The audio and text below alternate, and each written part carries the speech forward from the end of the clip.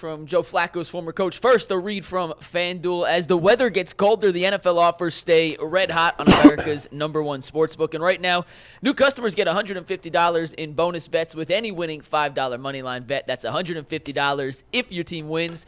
So if you've been thinking about joining FanDuel, there's no better time to get in on the action than right now. The app is easy to use, and there's a wide range of betting options, including spreads, player props, over-unders, and much, much more. So visit FanDuel.com/UCSS to kick off the NFL season. FanDuel, an official partner of the NFL, an official partner of the Ultimate Cleveland Sports Show. And with that, we welcome in KC Keeler, head coach of the Sam Houston Bearcats, who, Coach, I haven't seen you in a while. Hope you're doing well. Congrats on the move. Mikey, how you doing, buddy? I'm doing good, Coach. Long time no see. Thanks for I thought you were in the witness protection program there for a while. I just moved up north, Coach. I got out of the warm weather. But we are glad to have you on. Coach Keeler, also, little bio real quick, 2-time national champion, 8-time national coach of the year, has the third most active wins of any coach, third or fourth, and he coached Joe Flacco at Delaware, and he's here now to join us, talk a little Joe Flacco stories from his time back with the Blue Hens. So, guys, take it away. When you first drafted Joe, Coach, did you know right away he was going to be an NFL player? Well, we recruited him out of high school. And I remember him sitting in my office during the spring game. And then all of a sudden, going into his senior year, Pitt and Rutgers and Iowa and all those kind of people came in, and we lost him late. He actually played for one of my former players. And so went to Pitt, and I think he would have stayed. But, he got behind somebody, and I think, in the evaluation, it was like, listen, you're going to be the backup. And in his mind was, as long as you give me a chance to compete, I'll take a shot at this. But if I'm going to be the backup, then I'm going to transfer out. And so reach out to us. And, the crazy thing was we had to have him sit out a year because Pitt would not release him. Oh, wow. And I remember, him saying, like, I know I could have gone to Iowa and Rutgers and those places, but I know the single most important thing for me is I got to play. If I play, I can prove myself. And so he sat out a year. And then the next year he got a chance to play. And he played fairly well. But the team's overall success was just average, and then the next year's when things really exploded. Coach, it's interesting. It's almost the same thing he did in his professional career. He made a bet on himself. What can you tell us about his personality, where that seems to be one of the overarching characteristics, is that this guy has a very high self-belief that he's going to get the job done? I remember after he got drafted, he came in the office, we sat for a while, and I said, someday I'm going to be talking to a group of businessmen or a youth group or recruits, and they're going to ask me about Joe Flacco. Like, tell me what, I should say made you great. And he goes, I'm not afraid to fail. And he didn't think twice about it. He knew that was the single most important characteristic for his success was he wasn't afraid to fail. And I think that's very true. I mean, the Super Bowl, I know there was a 4th and 1, and he could either run it or throw it, and he didn't even blink about throwing the ball out there. He wasn't afraid to, not make that play. So he's a unique guy. I tell you, the interesting thing was he came in to see me after his junior year and wanted to play baseball. And I can sometimes be sarcastic, as you probably figured out early. And I said, for who? And he goes, for Delaware. I said, we have a team? He goes, yes, we have a team. I said, you do realize that you're going to be a draft choice next year. Dad looked me straight in the eye, goes, you truly believe someone's going to draft me? I said, yes. I said, this is Dad's idea. I know where this is coming from. I got Kirk Shiraka, my offensive coordinator. And I said, call Dad, tell him not playing baseball. And I explained to him, I said, the single most important thing for you is to develop all the things that you need to improve on over the spring. And also, now that we understand your skill set better, we're probably going to take some of that belly read out. We're probably going to do a little bit more drop back and those kind of things now that we truly understand your skill set. And so long story short, he had a phenomenal spring and started off really hot. And then I remember getting a phone call from the Baltimore Ravens and saying, hey, you know what, you guys are playing Navy this week. We're going to come down and watch practice. And they came down and watched practice, and then we played Navy. I think he threw for over 500, and We scored 54 points or maybe 59 points or whatever it was. I think he threw for 5 touchdowns.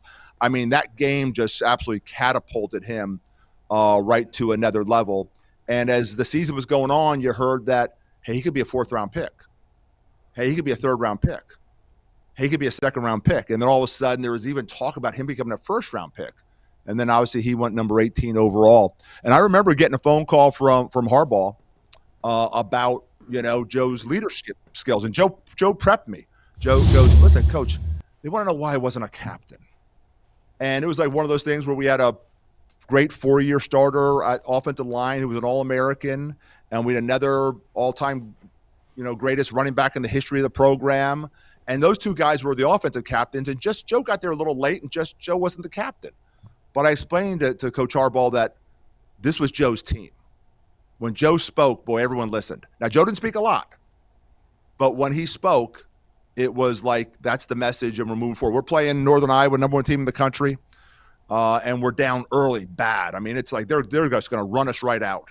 And I remember Joe getting all the guys together on the sideline, said, hey, just someone make a play. We make one play, we're back in this thing. And our freshman left tackle cut their defensive end loose, and Joe made the play. Joe ran away and threw one 50 yards downfield for a completion, and there, that was the big play we needed. We went and scored, got a turnover, scored again, and all of a sudden, we beat the number 1 team in the country. But I remember Joe getting those guys on the sideline and him, saying, hey, this is what we're doing. But he doesn't speak a lot, but when he speaks, boy, he's powerful. Coach, when you're dealing with, college players, it's a moment that comes where you're like, you know what, this guy could be an NFL player, and I think this guy could be a draft pick. What moment was that for Joe Flacco where he was like, you know what, this guy is going to be pretty good in the NFL? Yeah, there's couple things. First of all, we were in a scrimmage, and he pulled the ball down, and our fastest linebacker was chasing him, and he's running away from our fastest linebacker. And I said to the guys, I said, did Keandre get slow or what's going on? He goes, no, Joe's phenomenal athlete, Coach. I mean, he's like a 4.7 40, almost at 6'7". He's like 6'6.5". And so that's one of the moments where I realized what kind of athlete he was. And then we were in a spring practice, and we're in the far hash, and he throws like a 20-yard out route on the other side of the field. And I remember the referee looking at me because I was on the field. I was, spring practice. I was behind the play. And the referee looked at me and goes, I've never seen that before. Wow. So there were some moments where you go, boy, his talent is just ridiculous. I remember his workout for the Ravens. They came and they must have brought like 2 receivers, quarterback coach, coordinator, player personnel, general manager. I mean, there was about 10 people they brought with him.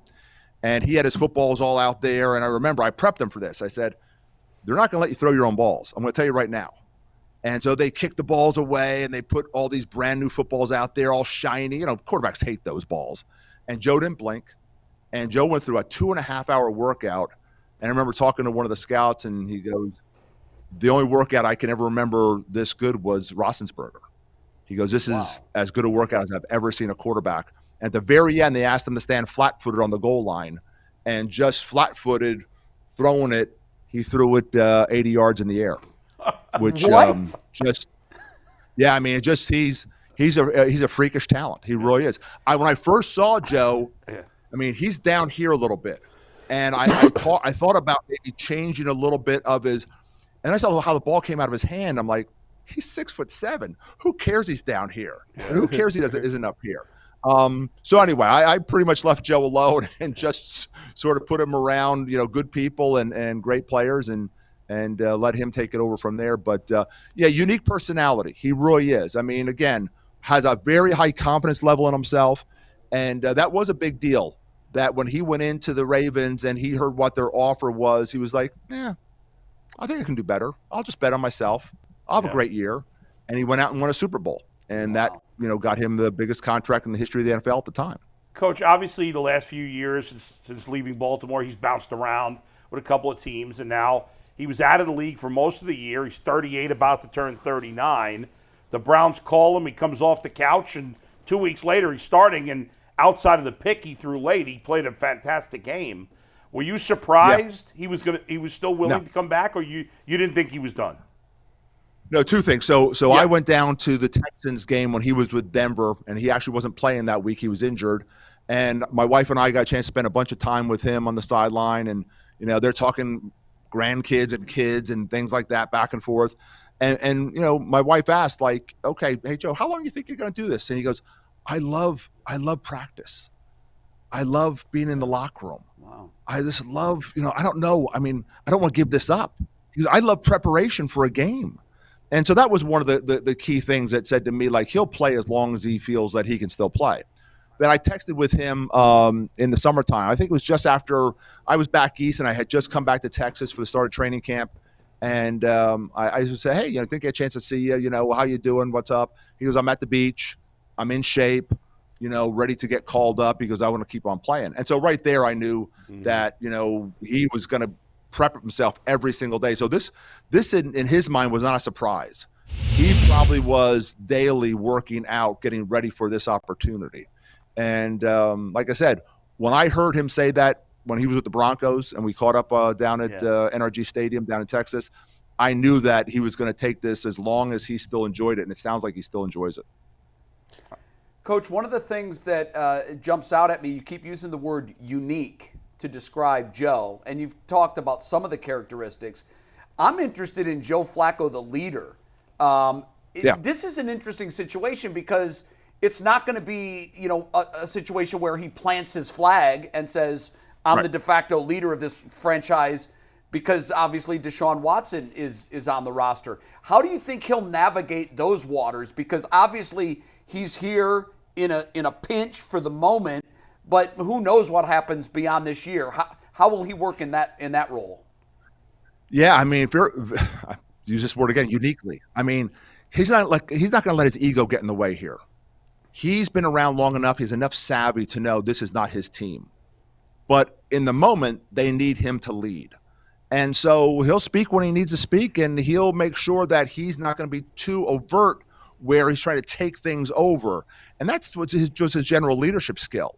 I mean, he never was one of those guys. Some guys are trying to always look for that opportunity to lead. Like, oh, hey, there's an opportunity. I'm going to insert myself. Joe inserts himself when he feels there's a need to insert himself. So it's a very much of a natural leadership. It's not a phony or made up or, looking for that opportunity, an opportunist. Like, hey, there's an opportunity for me to insert myself. He's very much he's very comfortable in his own skin, very comfortable with who he is as a person. And again, if there's an opportunity that he needs to say something, he will. But he's not going to, go overboard and rock the boat or create any issues. That's why he probably was the perfect guy to bring in. Still has a skill set where he can sling the ball all over the field. And is the kind of person that just will mold into whatever the situation is. Coach, last thing, if you were in a tough spot off the field, football unrelated, and you need a helping hand, are you calling Joe Flacco or you're calling our producer, who we now refer to as Mikey McNuggets? Who is your go-to I don't know, that whole witness program, it's hard to find those guys. Yeah. I don't know if I can find Mikey McNuggets. I don't know if that's possible. But, no, Joe's just so reliable. One last great story. He just signs his $120 million contract. And don't you know, a reporter was following him out of the interview, and he stops at McDonald's to get McNuggets. Speaking of McNuggets. And then I actually had lunch with him the next day. And so we're out there for about 2.5 hours just talking about, football and life. And they had won the Super Bowl, and there's interesting things that went along with that. They had fired their offensive coordinator during that run and all those things. We were talking about that. And so about 2.5 hours into it, I see him start reaching for his wallet, in which he forgot. And so it's like, you're buying, right? And it's like, yeah, you decided the $120 million contract, but I'm buying. But anyway. That's why those guys stay rich. For sure. Yeah, hey, Coach, right. really quickly, it just came to my mind, and I'm curious. We've seen recently that former quarterbacks have transitioned and become head coaches in the NFL. Obviously, Doug Peterson's having some nice success, having won a Super Bowl. Is Joe coach material in your mind? I don't know. I mean, he loves the game so much, and he loves to talk about football. I mean, I know, when he would come back and actually get on the board and say, here are some of the things that I really like that we're doing down in Baltimore that I wish maybe we had in our repertoire here when I was still the head coach at Delaware. So, yeah, I mean, I think maybe commentating might be, more something he would do, but he does love the game so much. But also these guys look at us and they realize the hours we put in, Yeah. I mean, that's true. I've been married 38 years. I mean, I'm one of the few, it's hard. I mean, we always call it dog years. So I think my wife and I have like 260 years under our belt because, the life that we live, especially now in the college world with the portal and NIL, I mean, it's a different world. So I think if he's going to coach, I think maybe it would be the pro game because the college game has just changed so dramatically. It's a lot more CEO-ish. Being a head coach is very CEO-ish more than actually coaching the players. It's more managing the climate, managing the expectations, setting the culture, all those kind of things. Those are the most important things now to be a head college football coach. The X's and O's are such a small part of it. Well, Coach, as we say goodbye, I want to tell you that Mikey had really set the bar high for you. He's like, you guys are going to love him. He's a great storyteller. He's a great guy. For once, Mikey was right. Yeah. He nailed it. There you go. He did. Coach, Coach. continued success to you, man. I appreciate it. I grew up a Cleveland Browns fan. Wow. Mike Sipe, Leroy Kelly, Jim Brown. For some reason, my dad, we grew up in Emmaus, Pennsylvania, figure that out, was a Cleveland Browns diehard. And so Paul Warfield, the whole gang, I would follow you guys. So I'm still a Cleveland Browns fan. We love it. Hey, wait, Coach, before you go, it would be unfair if we brought you on. I didn't play this video, but you see the ring on his finger. The only championship I got to cover was courtesy of this man right here. Steve, let's roll 173 real quick. Oh, this is going to be good. This was the celebration in Dallas when they beat South Dakota State for the championship. So, nice. Coach, champion, a great storyteller, cool. and you're always welcome back on the Ultimate Thanks, Cleveland Coach. Sports Show. Go. Thanks, guys. Appreciate you. Coach Keeler. That was great. Mikey, you nailed it, man.